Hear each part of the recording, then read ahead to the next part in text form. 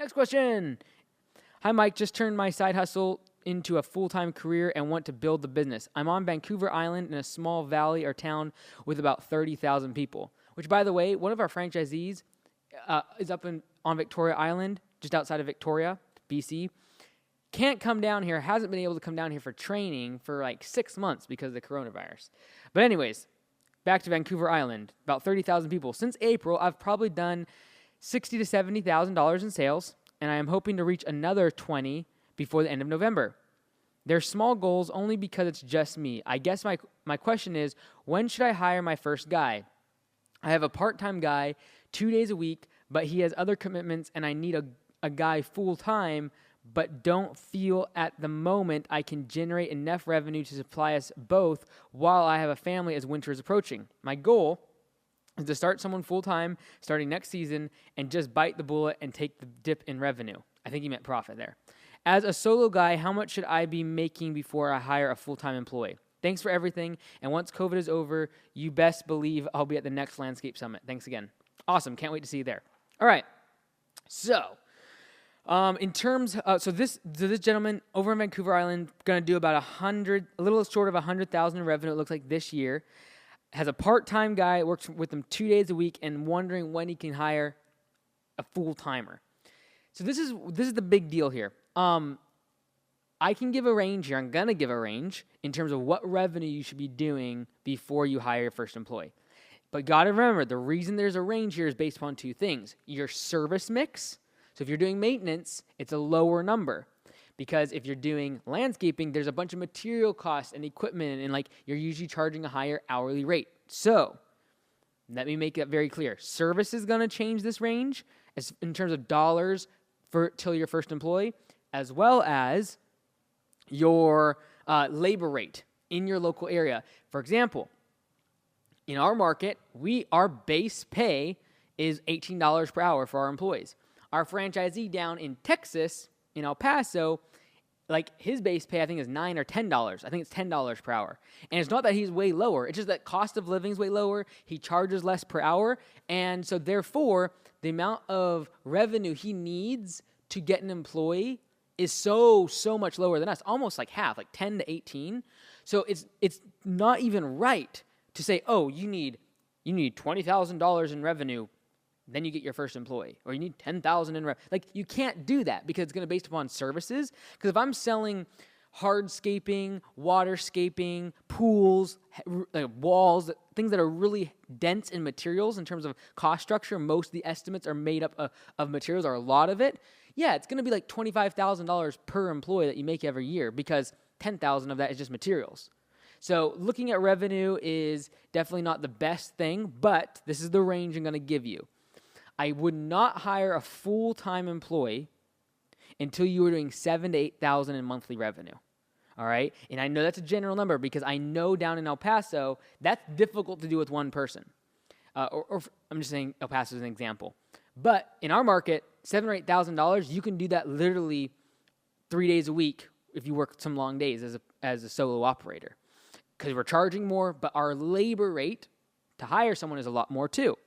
So what I would recommend is don't even think about hiring someone full-time until you're making at least $7,000 or $8,000 a month in revenue. Because you can do that. You can do that by yourself working in the field.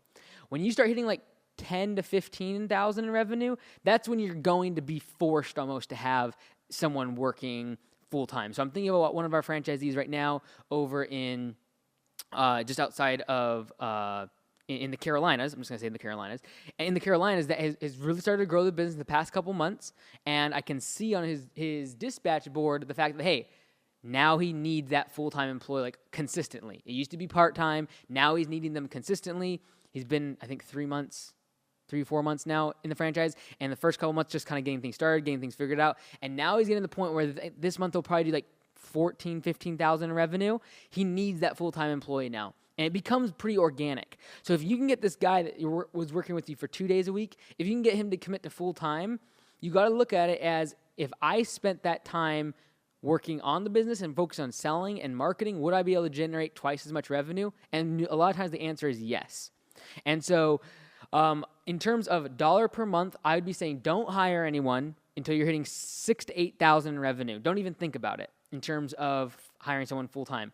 Between 10 and 15,000 in revenue, you're going to feel a natural, like, you will have to hire someone full time.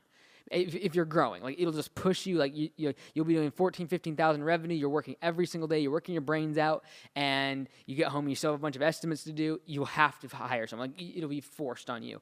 And I would do that first person just with you in the truck. Don't go out and buy a bunch of equipment and buy a shop. Just put one person in the truck.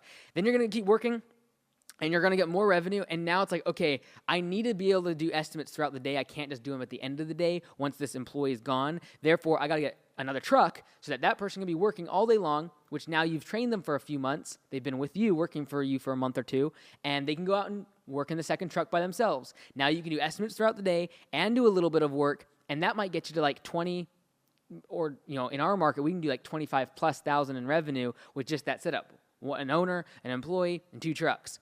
And so again, you might bet 15 to 20,000 in your market if your labor rate is like really low. If your cost of living is lower, what you charge the customer is lower, and what you get charged from that employee is lower. Okay, so a few things that kind of go with each other, like the ebbs and flows, is labor. The cost of labor traditionally mirrors pretty closely what you can charge the customer in terms of your hourly rate to the customer. Therefore, that's going to also correlate with how much revenue you need to have in order to make it worth having a full-time employee. So, locally, we try to hit between about $15,000 to $16,000 per field worker per month. Okay, but you got to realize we have a lot of infrastructure in terms of office and efficiencies of trucks and all the rest of it. That costs overhead, right? So there's always a balance, but I've seen solo operators pull in 15,000, 20,000 a month in revenue by getting tight routes and really focusing on efficiencies and their setup and all the rest of it. So it's definitely possible, but if you're trying to scale quickly, that's kind of the ranges I would give you. But don't think about it if you're doing 5,000 a month in revenue. It's just not going to make sense. If you got someone working 2 days a week, I'd try to get them 3, try to get them 4, try to get them 5, and definitely knowing your market in Vancouver Island, wait until next spring to make that big jump to a full-time employee.